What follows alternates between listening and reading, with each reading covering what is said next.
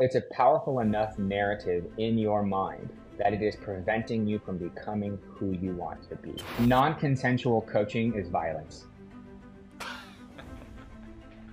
It really is. No means no. No means no. Those are the rules. I didn't make them. With keyboard, it's press me harder, daddy. Okay. Wrong podcast, Rob. A limiting belief will put boundary conditions around what you can achieve. Because what often happens for people is when you focus on what you can control, that sphere begins to increase because you create options for yourself.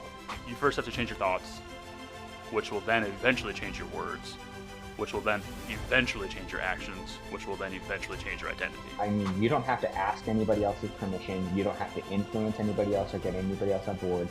You get to directly decide to do something and take action and make it happen. They handled that so well every step of the way. I thought that was so cool. And if you have someone in your life who approaches your business or your peers from a place of cynicism, get them out of a sphere of influence in your life.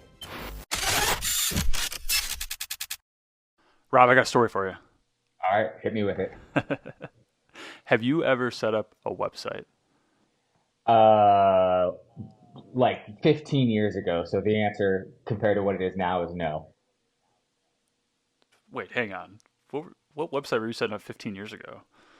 15 years ago was 2010. It's not like it was the dark ages, but it was an entirely different story. I was in a different stage in life. I was working at a church, and I was like super involved with helping set up like the church website, the youth group, like all the interaction stuff, making sure people knew what events were, all that kind of stuff.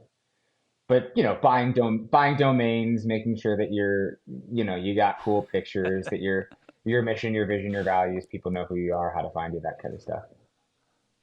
Yeah, dude, I thought for sure you were gonna say, "Yeah, man, I had the sweetest MySpace page. You should have seen the I was optimizing the pictures I had on there. Yeah, my wallpaper. Like my top 8 was so sick. Yeah, which music was playing when you come there. It's so personalized, so I could express myself. Yes. I was switching out my, the people. It was in my top 5 actually. It's a little bit more exclusive than a top 8. Yeah. Switching out. That. If you're on my shit list for the day, you dropped off my top 5. Tom and I were friends. Joking aside, well, yeah, obviously, man, and seeing what Tom's been up to is kind of crazy too. That dude is like, he was like a photographer a long time, and then he's like, yeah, I don't want to do that anymore. Like, that guy's so fascinating. But I feel like people who ran the MySpace, like who really took that seriously, a lot of those people probably did transition into more like online, like investor, like entrepreneur style roles. I don't know, there's probably a lot of crossover there. But anyways, story for you. So I sat down to start building our website. So first thing I did, of course, is I bought a domain for us. I bought dailygrowthconsulting.com, and I built out the website. It took me a day and a half. This is something I've done dozens of times. It wasn't all that difficult. And after building it out, the last thing that you do is you go into your web hosting provider. You get the DNS information, which a DNS is a domain name system, I think is what that acronym stands for. But basically it's like the phone book of the internet. So all these websites are indexed in this phone book, and you have to have that set up for your website to go anywhere. So I bought that through Squarespace. Used to be Google Domains. That's the only reason I do that. Now Google Domains is all with Squarespace. Did the website inside of our own CRM. I went to connect the two, and it's very simple. You go and put in a DNS ID and then where you want it to route to. It's a 2-step process. It takes all of 30 seconds. So I press send, which is basically like complete, and it says, yeah, it's going to load in 30 seconds, and then it'll be good. So I watched a little loading bar. I'm sitting there. I'm like, oh, I did it. This is great. And it says failure. Like, failure, what? It's quite the label. So I clicked it again. Yeah, that's... Click it again. Questioning my whole life now. You are. Yeah. you are a loser. You can't even set up a website. So I press it again, and I'm like maybe a little anxious about it, but I'm like, yeah, whatever. I've done this plenty of times. Sometimes it just like misfires once or twice. It is what it is. So 30 seconds goes by. Failure.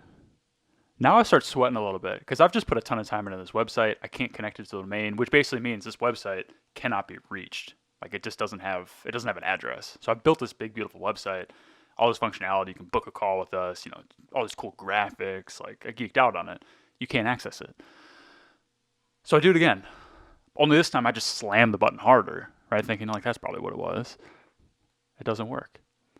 So I took it. Your actual thought process was if I press the button harder, I don't know. I mean, have you ever been to a casino? That's how it works.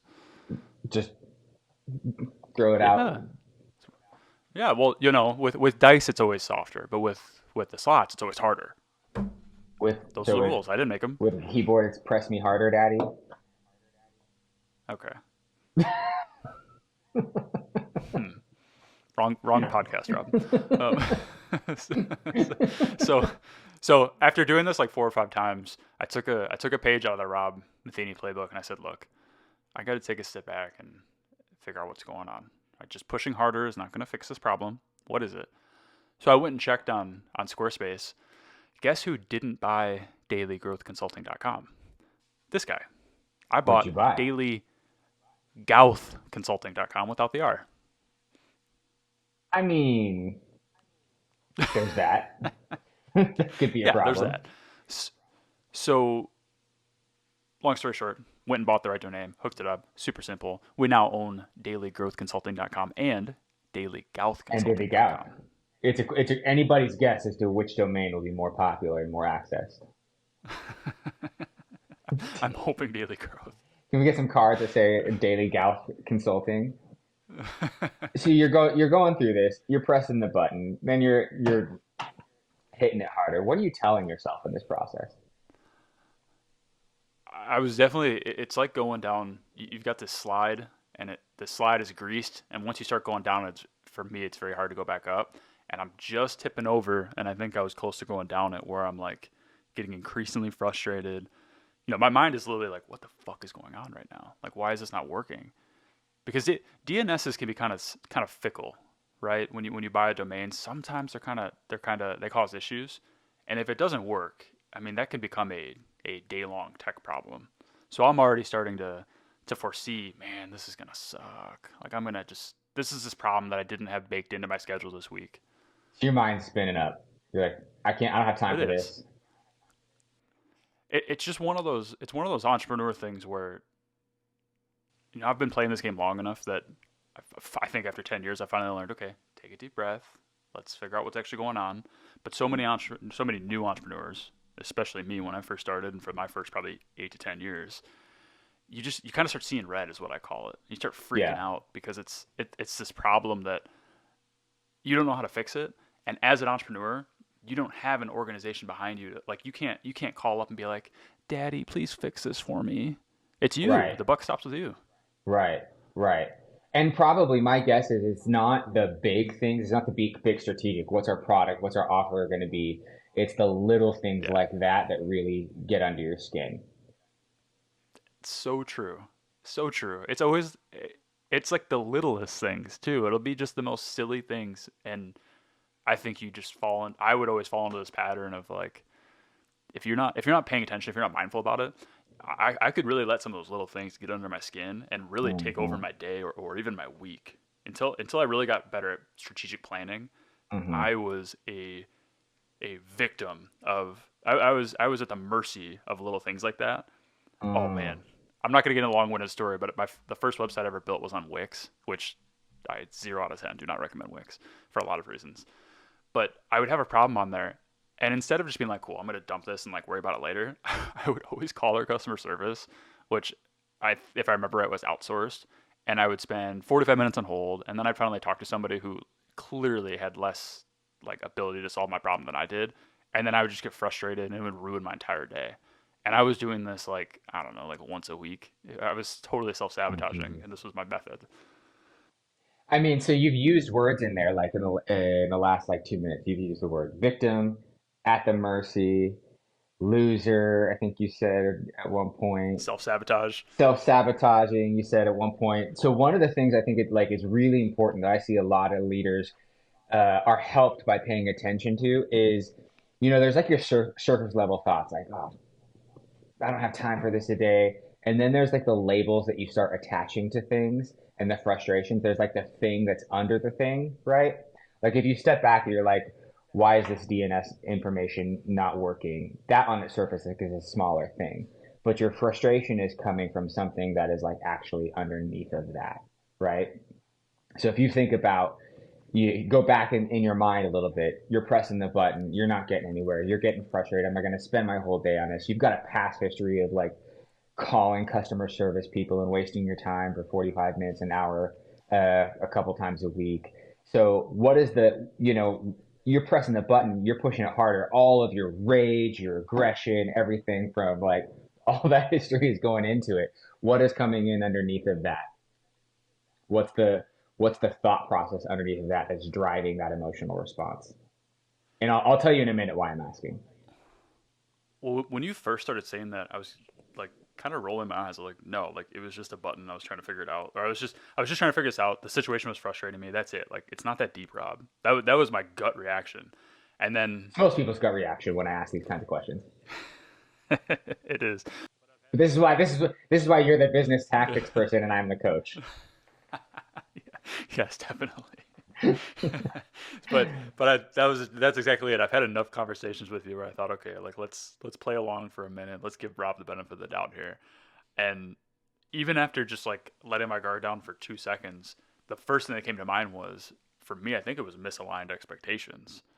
Like, I think I set this expectation that this is gonna be easy. I'm gonna get it done, and because that didn't happen, like I didn't bake any possible time in for this to potentially go wrong, and I'm probably micromanaged my day that day. Where now this is rolling into my 5 minute slow breathing period, and this is gonna roll into that's gonna throw off my 2 minute scratching Coda's belly period. Like I'm screwed now, and I And think now I your whole day set is really getting bad thrown off. expectations. Totally. Yeah. And what happens if your whole day gets thrown off? I mean, joking aside now, I don't nothing. I'm fine. But me a few years ago, yeah, it was terrible. I felt overwhelmed. I felt a lot of anxiety. I felt like a failure. It really, I'm not being dramatic. I really felt those things. Yeah, and I that's what I'm driving at is because a lot of times we have these moments where we get frustrated by something or we have an outsized reaction to something that when we step back we're like, man, God, why did I get so frustrated about that? So actually not really that big of a deal.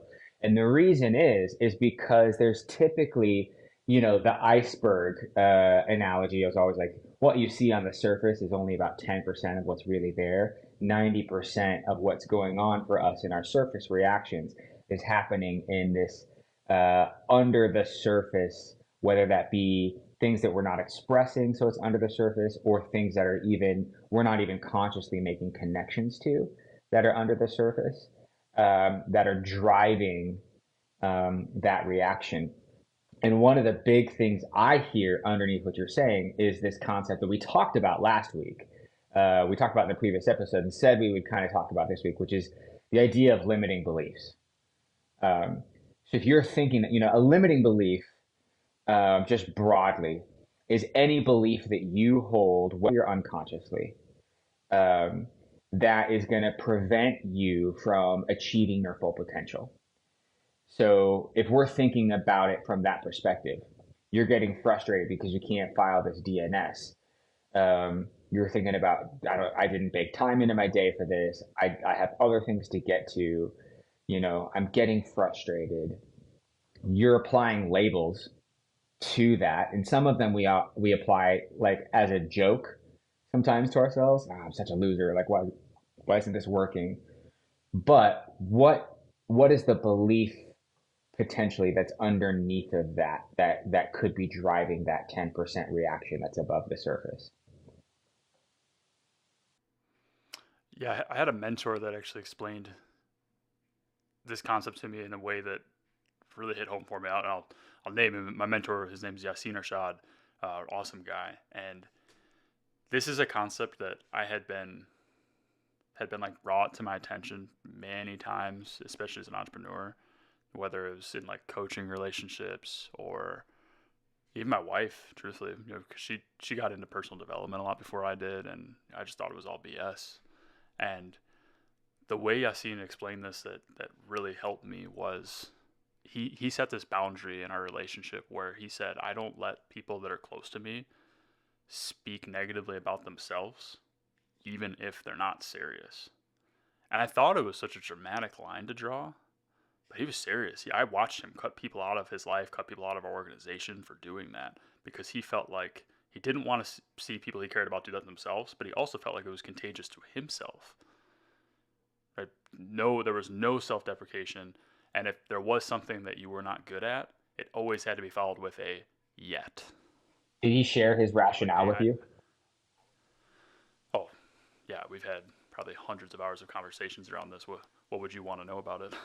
Well, I mean, so that's a pretty bold statement. I don't let people close to me who talk negatively about themselves, or I don't let people, uh, I don't allow people who are close to me to talk negative. So there's a two-way street there. Yeah. There's the one I effectively filter people out of my life if they have a habit of negative self-talk, or Mm-hmm. there are people in my life, and when I hear them bring forward negative self-talk, I call it out. There's two different things happening there, but both of them are fairly bold. You know, what did when he first said that to you? What did he share as? And here's my why. Yeah. So for context, my working relationship with him was he owns a company that was largely self development based. It was a coaching program. So we were already kind of working in that space, and he made it very clear to me that it's not a one time thing. Like he didn't just hear somebody speak negatively about themselves and just like banish them and never hear about them again. Never think about them again and let them be complete out of his life. He would explain to them, hey, here's where I'm at with this. Here's what's going on. Here's what I'm recognizing in your language patterns. And what he was gauging for was not whether they fixed it right away or whether they never did it again. I could tell what he was gauging for was whether or not they made an effort going forward to be better about it. Because that's language patterns aren't something you snap your fingers and they just change. Language patterns are something that you first have to change your thoughts, which will then eventually change your words, which will then eventually change your actions, which will then eventually change your identity. Yeah, I mean, there's this concept, and I don't know if this is what he was getting at, but this is something I've talked about at length in my context with leaders, executives that I've worked with. Um, and I think, authors and researchers like Brené Brown talk about it even more eloquently than I can. But the negative self-talk is often coming from a place of shame. And for leaders, founders, entrepreneurs, shame in and of itself is a type of a limiting belief, because shame is the emotion that you experience when you believe that there is something that is true about you, and were that thing to become public knowledge, that you would no longer be considered worthy of inclusion or worthy of investment or worthy of having a seat at the table or worthy of influence on some kind of level. And so, because you have that shame about maybe something in particular in your life, maybe something that's true about you, maybe something in your past history, uh, you have this constant fear of being found out. And that can be something like imposter syndrome. I don't feel like I really belong. Or if they really knew that I'm just flying by the seat of my pants, they wouldn't hire me, or they wouldn't buy my product, or they wouldn't, contract me for this service. Um, I remember early on in my career as a therapist, so back in Arizona when I had my practice, the very first time, I'd studied, obviously, gone to grad school, taken my licensure exam, done my internships, had several clients, done my clinicals. I'm now in this space with my practice and my beautiful office, and I'm a couple months in, and the very first time a client walked into my office who was actively expressing suicidal ideation, internally I panicked, because I thought to myself, oh my gosh, I need to go get help. I need to go get an expert on this. And then I realized that I was supposed to be the expert that people go get. Like, this was I was the expert that he had reached out to say, this is what I'm experiencing and I need you to help me. And my internal dialogue was like, I don't know what to do with this, And of course I did. My training and my education and, my empathy and all that kicked in and we worked through it. And, he went on to thrive in his life after several sessions and Yeah, I was, things are, I wasn't gonna ask, yeah. but I was definitely thinking like, like so poor Jimmy, like he's no longer with us, or like No, what's going no, on? he came through his rough spot, and I'm assuming now I've lost contact with him over the years, but he at least from what I knew, he went on to thrive. But it was that imposter syndrome that was like, oh my god, like he needs a therapist, and I was like, I am the damn therapist, I'm supposed to. So going back to that situation, how did you in the moment overcome that to a point where you could go in and help that person? And then after you successfully helped that person, did that make that imposter syndrome go away, or did you still deal with it after that? Uh, Two different things. So number one, in the moment, it was just simply the realization that there is like no one is coming to help. I am the help, right? There was no one to go get. And so I paused, which is something I think is really important in any conversation. A lot of people don't, especially when you're in high stakes conversations, a lot of people underestimate the power of pausing. You get so worried about having the right thing to say or the right thing to do that you don't give yourself a moment to reflect. And oftentimes, because of that, you're not actually actively listening to the other person because you're thinking about what am I going to say when that person stops talking? And will I handle this appropriately? So I paused and I went back to, there's whenever somebody's expressing suicidal ideation, there's sort of a checklist of things that you check for to see like, do you have, is this just a thought that's occurring in your brain? Have you made a plan? Are you expressing intent?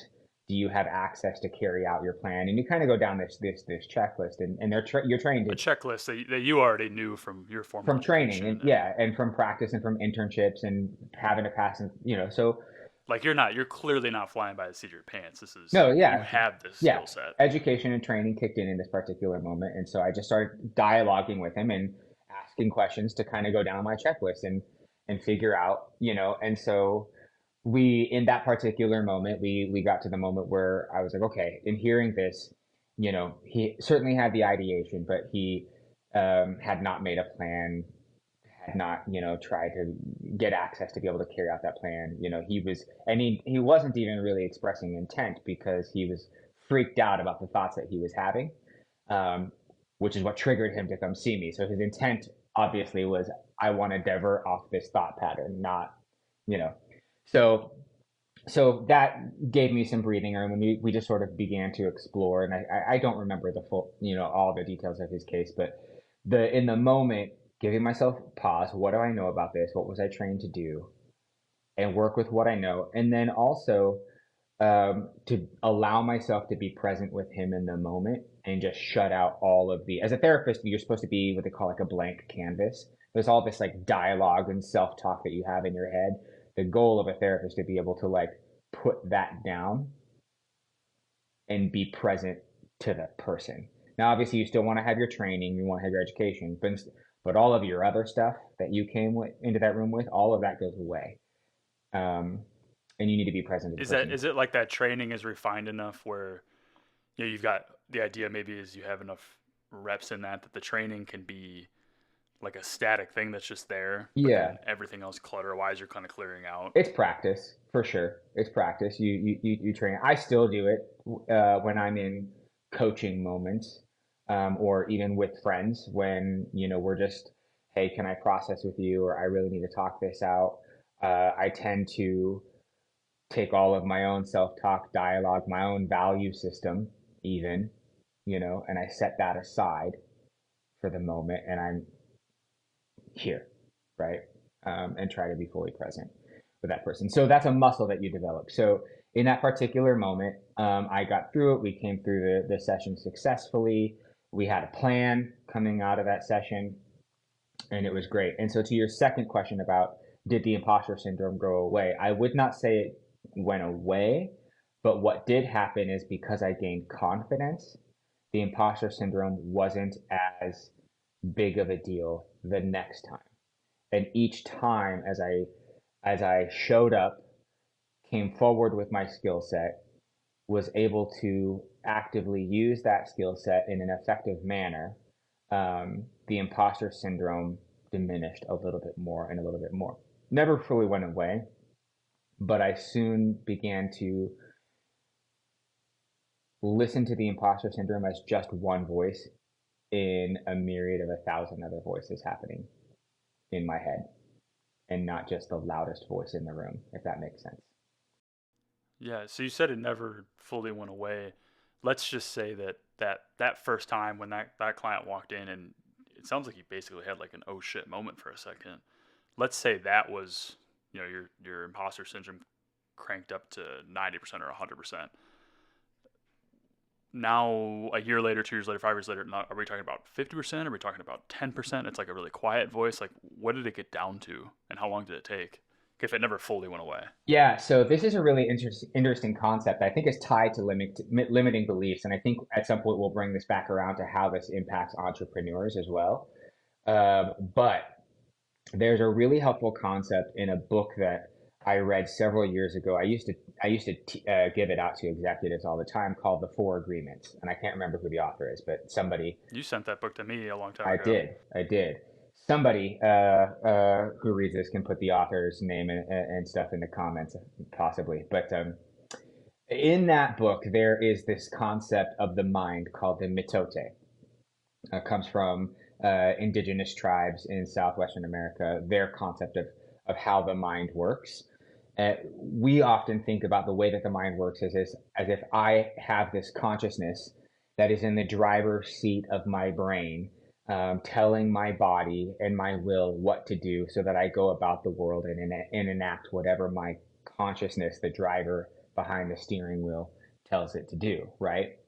And so, because of that, we often think of ourselves as like, why am I so crazy? Why am I so all over the place? Because I say that I want six pack abs, but yet I went in for a second helping of cookies, or I say that I want to build this business, and yet I haven't taken the simple step of filing my LLC. There are things that I say that I want, and I actually decide that I want them, and I decide that I want to behave towards them, but then I find myself and I watch myself doing the exact opposite self-sabotaging thing that prevents me from getting there. And if the way that the mind works is just that there's you behind the driver's seat of your consciousness telling you to do things, then the only explanation for why you can decide that you want to do one thing and then you go to do another is that you are absolutely out of control. You are out of control of yourself. You are out of control of the world around you. And you are perhaps a little bit insane, which is why people off in that situation, they self-sabotage and they feel like I'll never do this because I can't even seem to get myself to actually do the things I say I want to do, or to actually not do the things that I say I don't want to do. Um, so Matote, instead of having this driver seat, behind the steering wheel of your brain, your mind, and your body, um, it is this concept that your mind is like a council of 10,000 elders, and every elder gets a vote. So whatever decision you're making. Do I want this cookie or not? Do I want to start that company or not? That decision goes before a council of 10,000 elders, and they all get to vote, and they all have different opinions, and they might die, and they all have competing demands and competing values, and they might dialogue. And so one council member is a family man. The other council member is, the 20 something horny college kid that never grew up. The other council member is the athlete, and the other council member is the person who, was abandoned by a loved one that when they were young. And they all have these things going on, and they all vote in different ways because of who they are. And so, what unfortunately can happen, though, is that we are not aware of we're not consciously aware of all of the different elders making up our council. And when we are not consciously aware of them, we don't see them, they get to cheat in the election. They get to stuff the ballot box.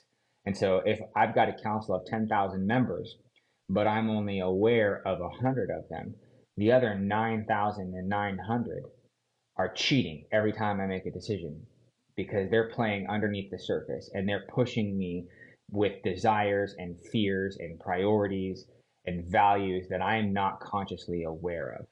So the work of mindfulness and the work of reflection, the work of journaling, the work of processing externally with other people is all about making the unconscious conscious, becoming aware of it, knowing yourself, knowing what is truly pushing and pulling you underneath the surface. Because once you become aware of one of those council members, it's not that their vote changes, but they're now limited to one vote in this metote, this council of 10,000 elders. They become one voice amongst a chorus of other voices.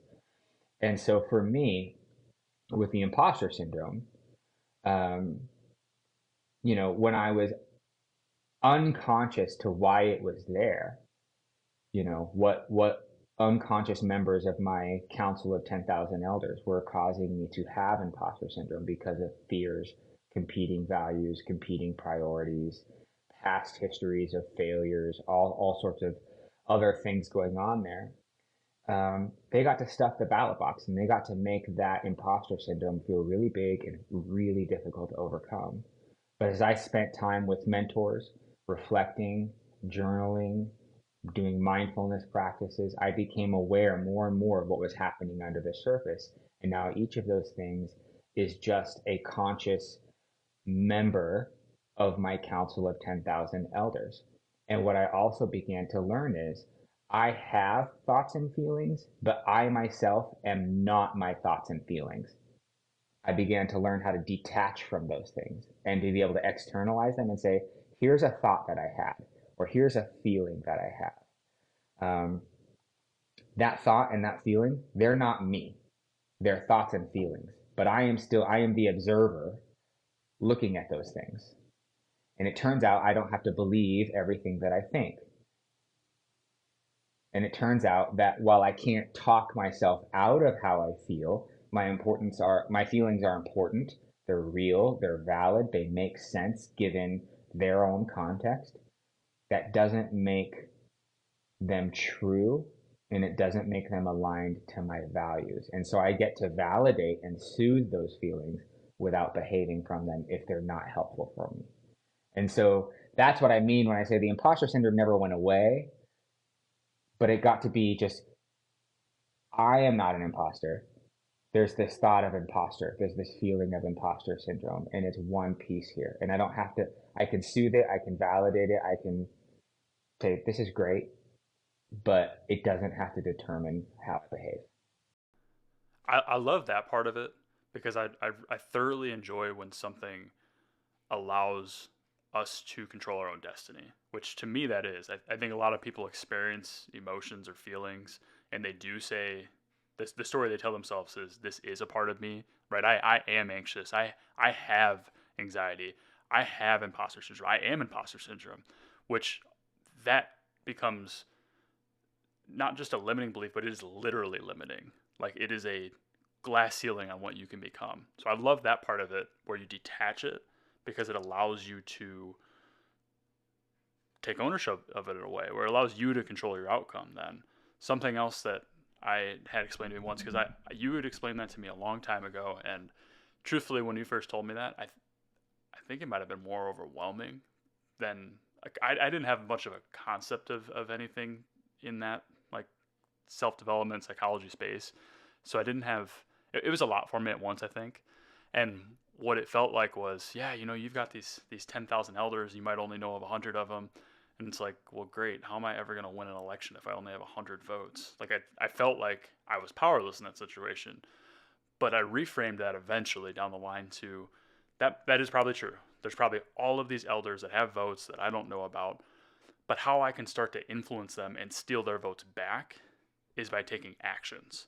because every action I take that aligns with the person I want to become, that might be worth 10 votes or 100 votes or even 1,000 votes, depending on what the action actually is. Yes.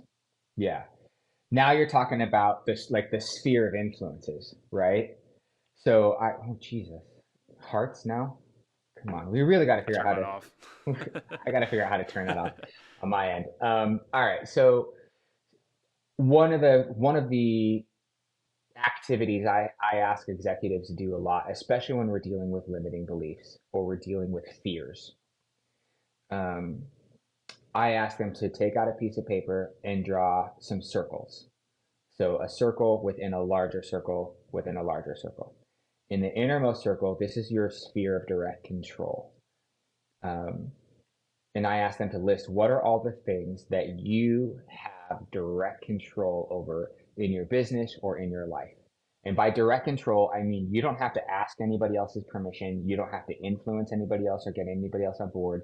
You get to directly decide to do something and take action and make it happen and shape your reality as a result. Then the next sphere out is the sphere of influence, right? What are the things that you have a considerable amount of influence in? You can go out, you can take somebody to lunch, you can pick up the phone and make a pitch, you can make a bid in a relationship, and you can influence what happens in that space because you've got a solid pitch, you've got a solid sell, the argument makes sense. It's a win-win for you and whoever you're talking to, whatever it is. That's your sphere of influence. And then the outer circle is the uh, sphere of no control. These are the things that just, no matter what, these are like market dynamics, right? I can't control market dynamics. These are client behavior. These are, things that are just completely beyond my own control. And are you giving any conscious thought to those things that are out of your control? A lot of Or what thought are you giving to them? Well, what I find a lot of executives spend their time is they spend their time fearing the things they can't control, and they spend a lot of their time letting the things that they cannot control eat up the cognitive and creative energy that they have through worry and rumination. And then Dude, they that's my grandma. okay, That's my grandma. My I love my grandma, by the way. My grandma's a freaking badass. This woman is 92. She lives on a fully functional 1,000-acre farm by herself. This woman's a badass. Broke her hip like 2 years ago, and she's like, "All right, cool. I'll just get that recovered and move right home." Like she's a G.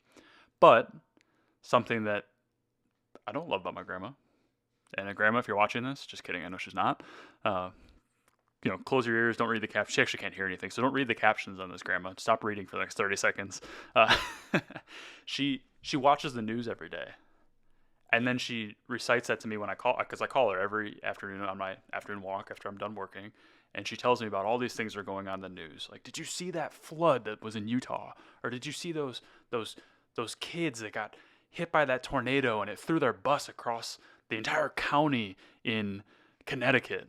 I'm like, Grandma, no, I did not see it, and I don't really want to know about it because there's nothing I can do.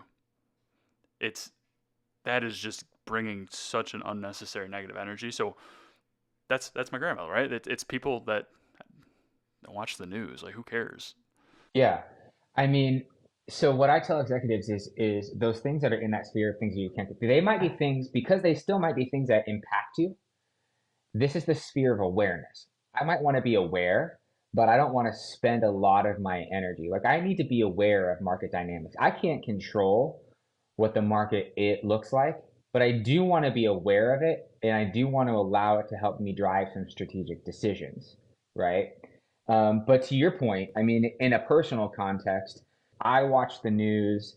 It's very easy to doom scroll on social media and get very fretful about all of the things that are happening in the world and in politics and in the economy and the market and then to become frozen by those things and then not take action in my own life because I've allowed that worry And I've allowed that rumination to take so much of my cognitive energy or my emotional energy or my creative energy, that I don't have anything left to give to the spheres that I can influence or directly control.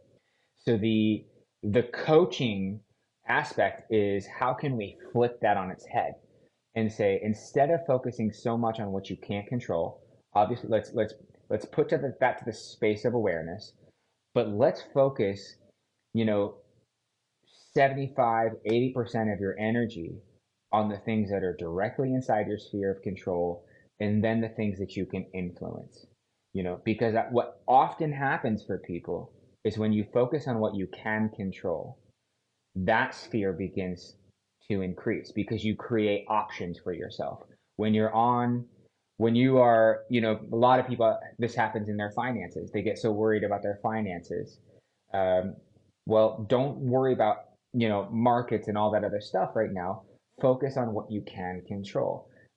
Managing your budget, paying your bills on time, hitting some of those basics with your budget, because the more you handle that well, the more options you will create for yourself financially, in terms of the things that you can't control but you can influence.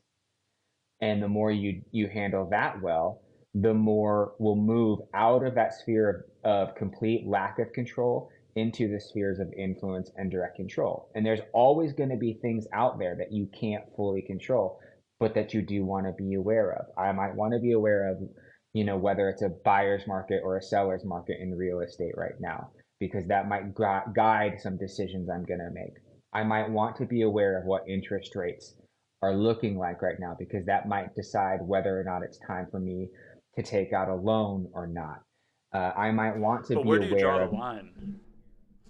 Where do you draw the line in that? Because it might be useful to know what the interest rates are if you're in a buying or selling, or I guess buying situation, right? Well, it'd be relevant in selling. But anyways, do you draw the line at checking them like once a week? Because I know people that wake up every single day.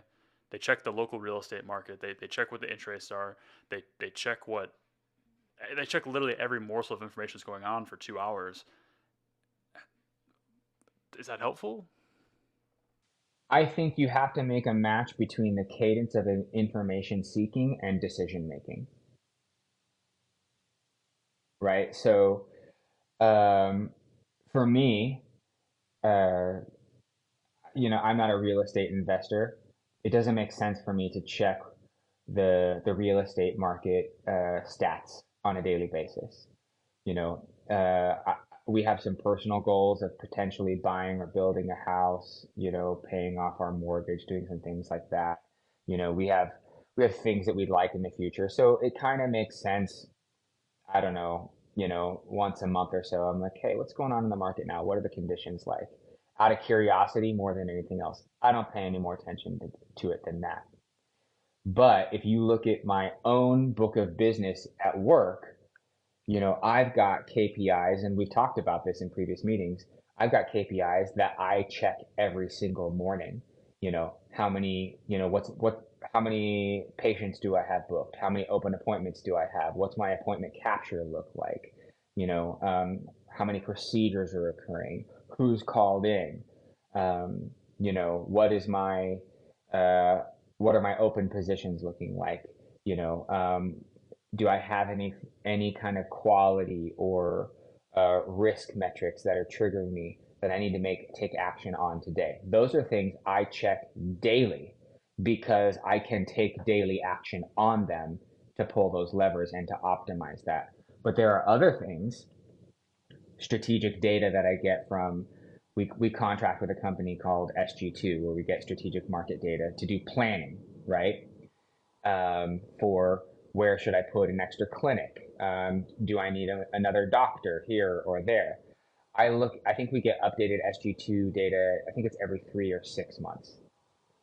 When I get that data, I read through the report, I make sure I fully understand it, and that's always in the background of decisions that I'm making for strategic planning, capital projects, those kinds of things.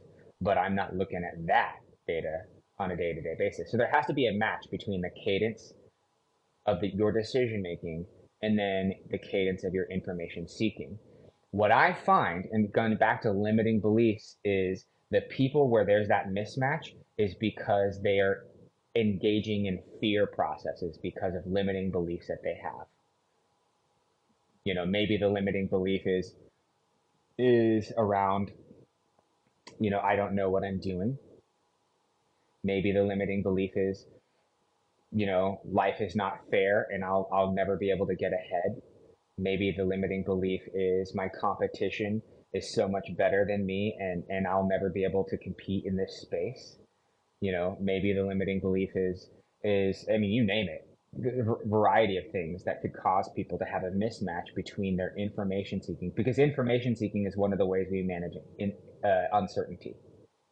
And so we get this mismatch, and so we start doom scrolling and whatever that looks like.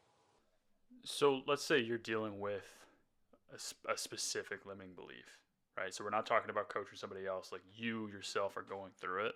What would be the steps to self coach to get to the other side of that limiting belief? So I think the first thing is you don't typically become aware of a limiting belief because it comes on across your brain and it's labeled itself as a limiting belief, right? It probably is labeling itself as some sort of fear or anxiety or reason why you can't, you know, or reason why you shouldn't. Some sort of, the limiting language: can't, shouldn't, not enough, too much.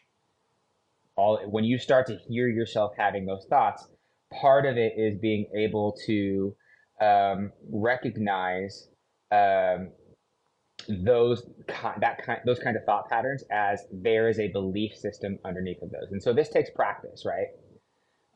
This is why every leader, I highly recommend you develop some sort of self-reflective habit, because you're never going to learn to be self-reflexive unless you can first be self-reflective, if that makes sense. So developing some kind of self-reflective habit that allows you to question, to pay attention to watch the thoughts that are happening in your head, your internal monologue that's occurring in your head. And when you start noticing things like I can't, I shouldn't, too much, not enough, uh, all of those kind of things, be able to step back and let those be signposts that tell you, oh, there's a belief system that's happening underneath this. Step back. What's the thing that's underneath the thing that's underneath the thing that's driving that? Now you can use, in lean or Six Sigma or some of those things, we, practice optimization. We use a process called the five whys. You know, you tell me, we don't have enough staff for, to do this new program. Why?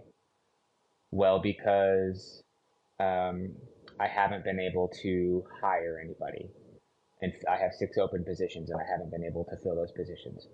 Why? Well, because you go down. What's the thing that's underneath the thing that's underneath the thing? Root cause analysis, So that step one is really just creating, awareness. giving yourself the space to understand this is a limiting belief and create awareness around it, right? Because you can't solve something that you don't know what you're actually solving for. So okay, so we've created that awareness. We've now recognized there's a specific limiting belief, and again, we're self coaching this. Yeah, So what's next? yeah. So okay, so you can name the limiting belief. Now the question is okay. Typically, that comes along with some sort of catastrophic outcome that you're afraid of, right? So can you name that? What's the worst? Paint the worst case scenario for me. This limiting belief is telling you something. Tell me what describe the worst case scenario. How bad Give me an can this? example of that. Um, okay, so recently, um, in my life, so I made a decision to make a switch. I had several years ago, I started out on a PhD track, getting my PhD in interpersonal communication.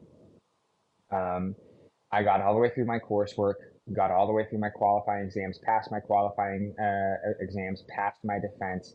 Last step to doing PhD is to do independent research and write a dissertation. in the process of that, shortly thereafter, I got recruited into the organization that I work for now.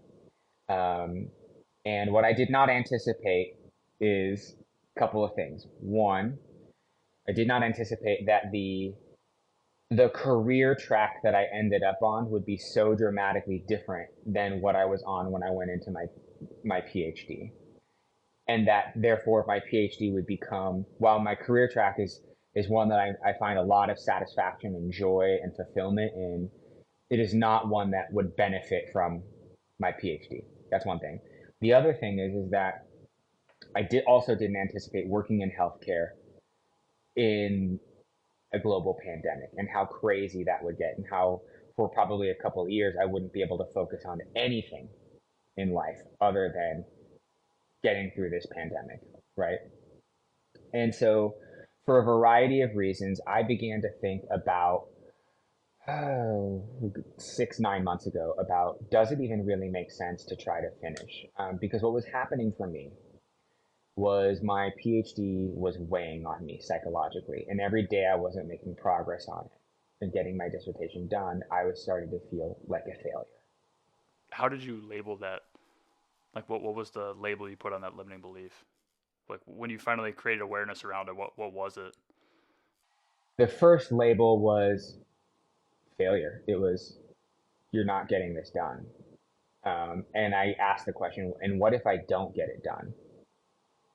And so I labeled things like, you're a quitter, you know? And I had all these fears around what would people think if I just decided to walk away from it. Now, mind you, I'm having all these feelings of failure, quitter, you know, the self judgment, the judgment of others, while I'm simultaneously in an upwardly mobile, actively, successful career track. It just has nothing to do with my PhD, if that makes sense, right? Now, that's not to say that my PhD education didn't benefit me. I use it every single day. But, I began to think about, I may not finish this because it just doesn't make sense. The cognitive energy it takes, it just doesn't make sense. But what will people think? And so if I were to go and say to my advisor or to my husband or to anyone, my boss, I'm not going to finish this. Are they just going to it's as silly as it sounds. I have images of like dunce cap stood in the corner, everybody just pointing at me like loser, quitter, you know, lots of feelings of insecurity, that I'm not enough, I'm not measuring up, I'm not doing what I need to do. Um, and so I needed to be able to name that. And it was a big sense of shame, of if people were to become aware of what I was thinking, then they would no longer consider me uh, worthy of inclusion, worthy of giving advice, worthy of being at the table, worthy of being on this upwardly mobile career track, you name it. And so I had to go through the process of how bad can this get? What if I just decide to walk away altogether? And for me, in this particular situation, I thought, well, there's, the potential that people could be really disappointed in me. There is the potential that some people could decide that I'm a quitter. Some people could label me that as that. There's the potential that I may regret it, right? If I let it go, I may, walk away with this lifetime regret because I didn't finish. There's the potential maybe that it will prevent me from some sort of advancement in the future. Um, so I went through that process and I painted for myself all the things that I was most scared about. And then I asked myself this question. This is the next important question in fear setting. So we've got Yep. so you created awareness around it. You and you labeled it, right? You said this is a shame based limiting belief, and there were some other, you know, you branched down off of that, but I think it all came back to a shame based limiting belief. Then you looked at what's the worst case scenario, like what could happen here? How bad can it get? How bad can it get? Awesome. Then step 3 would be Step 3 is If all of that happens and it really does get that bad, how long would it take for me to recover from that? And what would that recovery look like? So let's say everybody does say, you're a quitter. Um, I'm embarrassed, you know. And are you exploring that from a point of view of like just saying like, okay, this is the worst case scenario, but are you letting yourself think like, okay, but clearly this is worst case scenario? Because even clearly, like I don't have any of the emotions of this scenario that you're explaining. I also was with you from most of the steps of processing this, but even pretty much every step of the way because I was detached from the emotions. I'm thinking, yeah, like okay, I know you, Rob. Like nobody's gonna think you're a quitter or a failure. They're just gonna think you made a logical decision. So are you letting yourself like are you staying on top of that thought as well? It's one member of my council of 10,000 elders,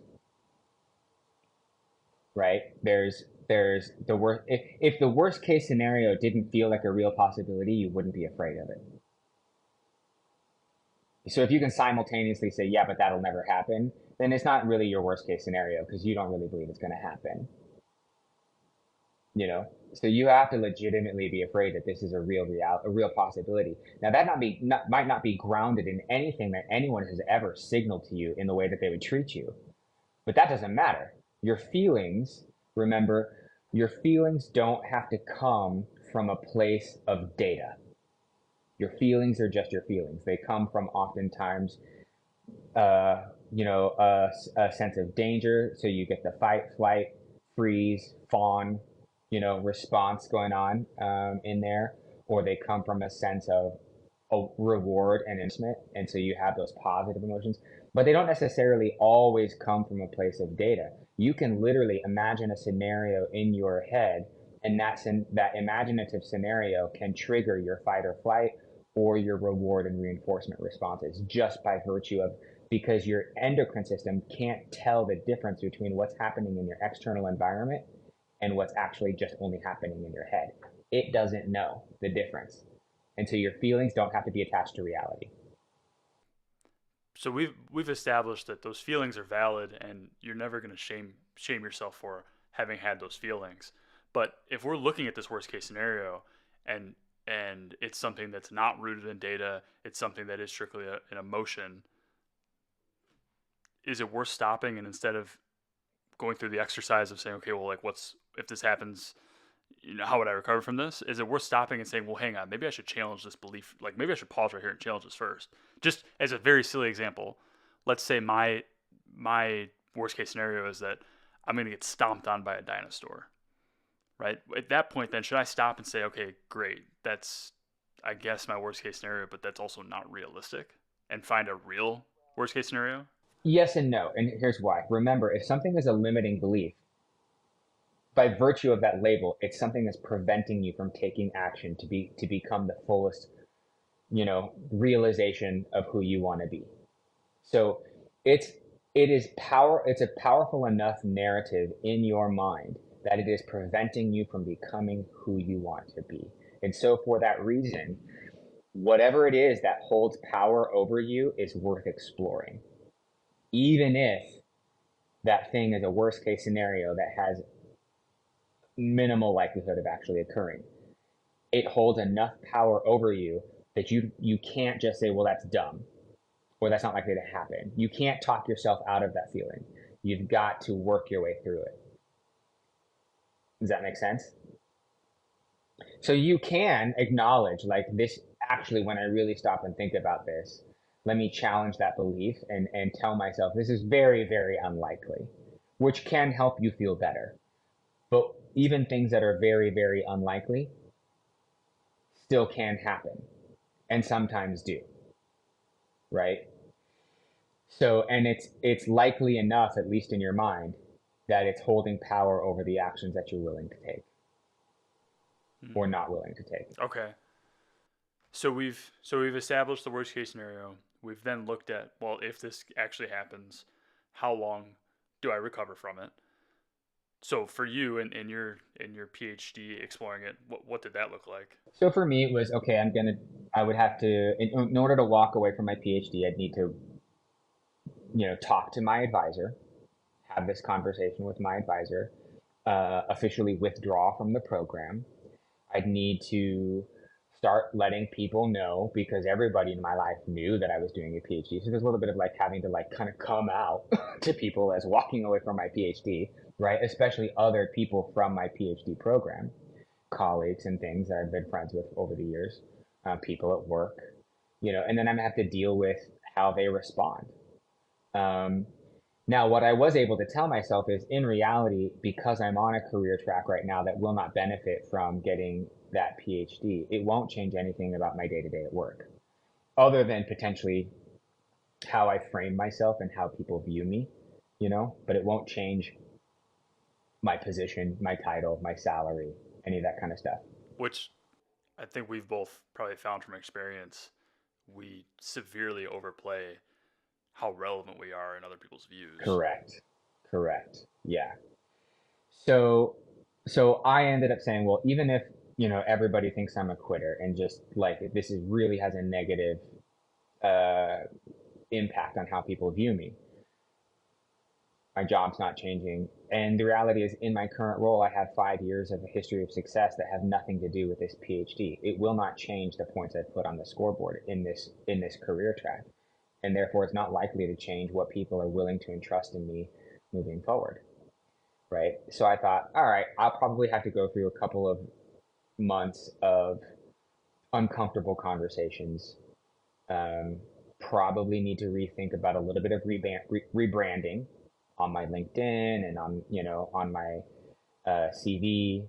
The way that even rebranding at work. But I can do that. So let's say worst case scenario, it takes me a year to work through that kind of stuff. In that particular case, I was like, okay, I can probably do that and still and bounce back from that. The next question was then, okay, so I know I've named the worst case scenario. I've decided what I have to do to overcome it. What are the consequences of not taking action? What's the opportunity cost here? Because I'm stuck and I'm still thinking this through and I'm letting this hang over my head. Um, and for me, it was there's a whole list of things, including daily growth and other stuff that I wasn't allowing myself to fully put energy to because I felt guilty every time I did because I had this story I kept telling myself of you should be working on your dissertation. So this would be, is this both the consequences of, so from that point of view, this is the consequences of, hey, what if I were to continue this? Are you looking at both the consequences of continuing and not continuing? Yes. Yeah. Okay. So what if I don't quit my PhD, but I stay in this limbo zone? What is it costing me? Because I'm not being decisive here, you know? So really you're looking at the opportunity cost in that scenario. Yeah. It was costing me energy, creative energy, emotional energy, psychological energy. It was costing me a lot of guilt and shame. It was costing me the freedom to begin to explore new opportunities that were probably going to also create upward growth for me, whether it be personally, relationally, financially, or career wise. It was costing me. It was preventing me from not taking action in the world. Um, Well, I remember having these conversations with you, and you were explaining how you're going to be able to sum this up better than I will because it was your experience, not mine. But I remember you sharing that just having these conversations of looking at possibilities outside of continuing down this track of just gutting it out through your PhD program. I remember there being this like almost liberating feeling of like, oh, like I can look at other things now. yeah, Can you tell me a little bit about that? yeah. I mean, uh, it took some time, but over time, um, I began to realize like, oh, there's things I've been like on the weekends. Oh, I can just go for a bike ride this weekend, and I don't have to think about, oh, when am I going to sit down and work on my dissertation? I can just rest. Or I've been thinking about writing a book, and I can sit down and just begin to do research for my book, or jot down notes and be put energy and space into being creative. Um, I can.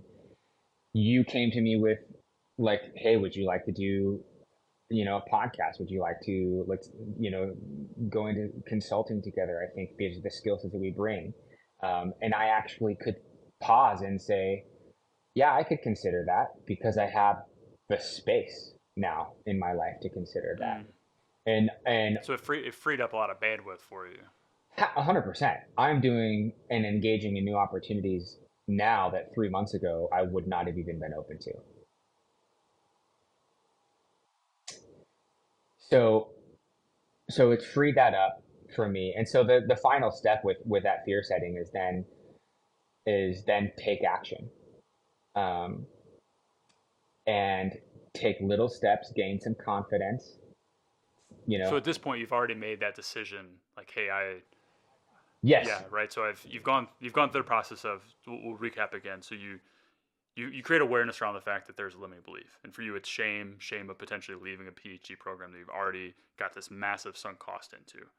The next thing we looked at was, well, what is the worst case scenario?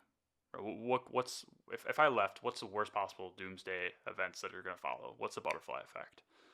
Next was, okay, if that happens, how long will it take me to recover? What does that recovery process look like? What are the steps? I didn't take the best notes. From there, we looked at kind of the benefits or costs of either way. Kind of a cost. It sounded like a cost benefit analysis, maybe an opportunity cost analysis mixed in there. Then we've made the decision. Maybe we said, hey, okay, looking at this is a limiting belief that's not serving or that's not serving me. It is actually best to move on from this. so then I Take it started, from there. yeah, started to take small actions, to dip my toe in the water to move in that. So the first thing I did is I had that conversation with my husband, and I got his response, and that was a really affirming conversation. Gave me guts to have the next conversation. So then I had that conversation with my boss, my boss's spouse. They're really good friends. You've crafted a life where there's a lot of just emotionally healthy people in your life. You have an inner circle that's like that. What if you would have, let's just say alternative universe, you would have gone to your husband Todd and had this conversation, and that wouldn't have gone well, or that wouldn't have given you confidence. How would you handle that?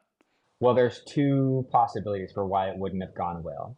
Either one, because I was way off base, and I there was something that I was missing in my own thought process, and he was challenging it from a legitimate space, right, and challenging my beliefs. um, or perhaps he and I weren't aligned in our values, um, and in what's important to us. And I think that is a whole other thing to untangle. Is if you're if I mean, it just briefly. Why don't we explore that though? Because it's I think there's gonna be people who listen to this. I mean, I'm even taking on some coaching from this, and I might have something where you've gone through this process, and putting myself in your shoes, where now you're ready to have this, albeit more serious conversation with your husband. You're probably still in a you've gone through a lot, and you're probably in a somewhat fragile place where if you don't get some positive affirmation, if you don't get just a healthy conversation from that, that could I imagine a world where that really sets you back. Like how do you overcome that? Yeah, so I will tell you, part of the reason why I have those people in my life today is because I had to do this exercise in a different scenario with myself years ago, in which, in the process of coming out, right? In which all of the worst things that I feared were going to happen, I did the fear setting exercise and what's the worst case scenario and is this very likely or unlikely? For me, my worst case scenario did happen. The whole world did fall apart for me. And everything that I thought was bad that was going to come out of that did occur. And I had to go through the process of rebuilding my life from there. And so as I rebuilt my life, I very intentionally rebuilt it with people who were aligned to me. And I learned how to have conversations and how to foster relationships that were healthy for me as a result, having gone through that experience. And not in a fear based way, but in a way that's This is what it means to have good boundaries in a relationship. This is what it means to surround yourself with people who broadly are aligned to your same first principles about the way that they show up in the world. Um, and so I've spent 10 years since then having a lot of time cultivating those connections and those relationships because my world did fall apart and I was labeled a failure and everything terrible as a result. And it took me some time to rebuild from there. So fast forward now 10 years and I've designed a life worth living. Now I'm in this place where, oh, I've got to adjust a little bit. Well, the people that I've intentionally brought into my life, they're not yes people. They'll push on me when they need to, and they did. You know, Yeah, and I think too, it's probably it's probably fair to point out that if it were possible for Todd to have had that kind of reaction, that would have been fleshed out in your worst case scenario, yes, right? Like you absolutely, know your husband to the point where he might have disagreed with you, he might have given you a healthy pushback, but he wasn't going to like sporadically have an unhealthy response to it. That's not who Todd is as a person. And I think if somebody else is in your scenario where one of the first important stakeholder conversations they need to have that is possible, that would probably be fleshed out in step two when you talk to yourself about the worst case scenario. So I think I Abs- discounted that. absolutely. And Todd pushed back not in the like, I want you to change your mind, but I want to make sure you've considered these things so that you can say when you make this decision, you truly considered all the angles. And the two things that he said, I really want you to have a long conversation with your PhD advisor because I think her advice on this will really matter to you. So I want you to have that hard conversation and not avoid it. And he said, number two, I just want to make sure that you understand I support you no matter what, but I want you to fast forward 5, 10 years in the future in your brain and just make sure you won't regret this either way. Those were his only two pushbacks.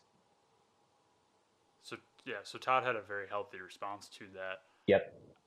One of my last questions around this: if you are dealing with if you're witnessing this in somebody you care about's life where they have limiting beliefs, and I would venture to say it's probably easier to identify somebody else's limiting beliefs than your own.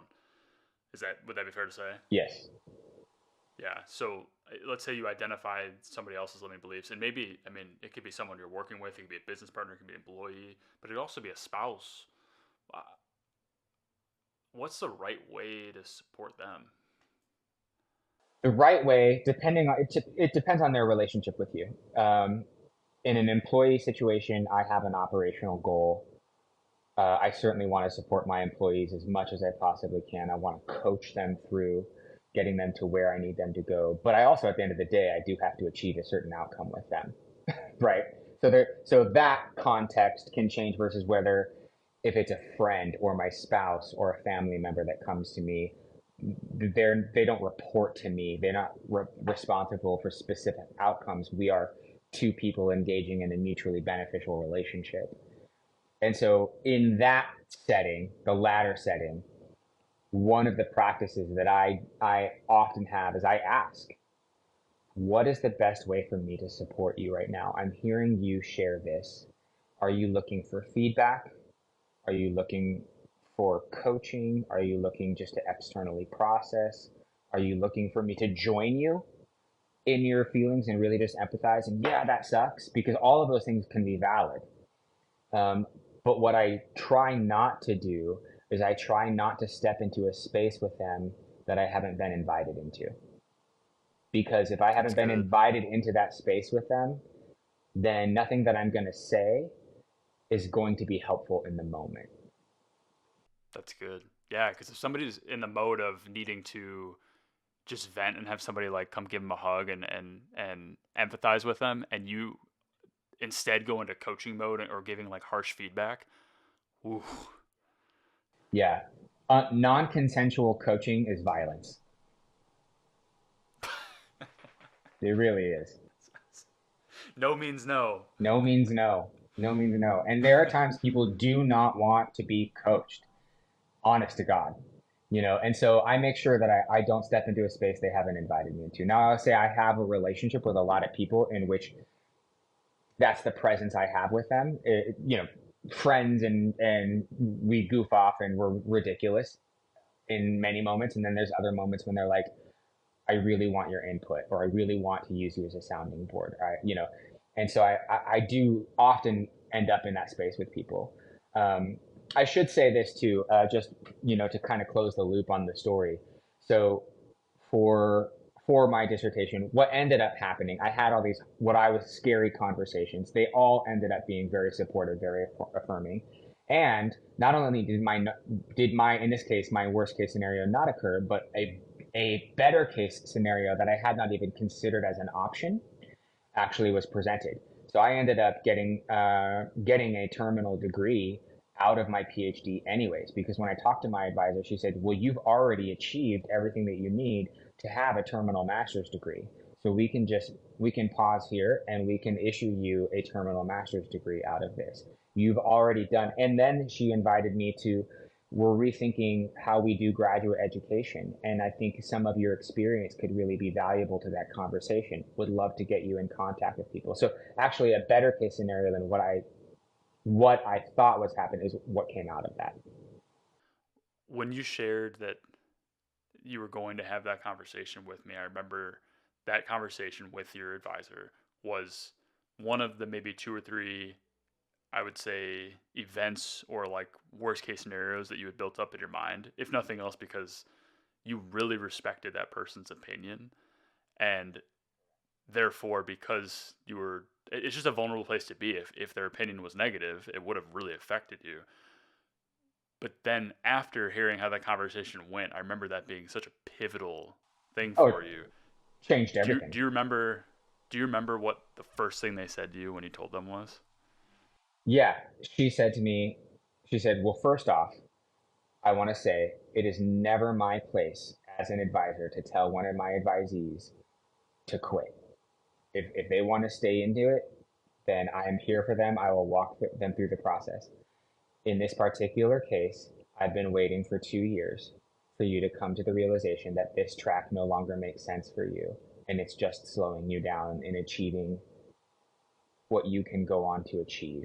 And I am so proud of you, and I'm so glad that you've come to this on your own.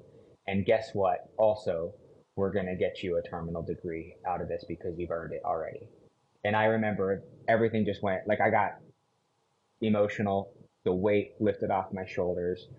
Um, it was like, that moment in The Wizard of Oz when Dorothy's like inside the cabin and it's all like grayscale, black and white, and then she steps out into Oz and it's all color, right? That's what that moment felt like for me. That's good. That's good. I Yeah, man, I remember you sharing that afterwards, and I just remember just being so happy for you. I I also remember thinking this advisor, that's like a masterclass of just really positive encouragement, positive supporting somebody, and positive leadership. Like they handled that so well every step of the way. I thought that was so cool. Yeah, yeah, absolutely. And still to this day, somebody I respect so much, will continue to be in contact with, will still be a voice in my life. But I think just to kind of wrap it all up, the idea of limiting beliefs, walking yourself through that fear setting exercise and overcoming to get yourself out of a place of being paralyzed as a founder, as an entrepreneur, a limiting belief will put boundary conditions around what you can achieve as a founder, as an entrepreneur. And the work of overcoming that, unfortunately, is not a business tactic. They're not going to teach you how to do it in an MBA or some other education. You're not going to learn that at Mastermind. That is deep psychological work. And that's where the power of coaching comes in. That's where the power of surrounding yourself who are emotionally self aware. And I would say the last thing I'd say about it is don't go it alone. Even if you're a solopreneur in your company, don't be a loner in your life, because you have people in your life who can support you as you walk through these things and who can cheerlead you. And if you have someone in your life who approaches your business or your fears from a place of cynicism, get them out of the sphere of influence in your life.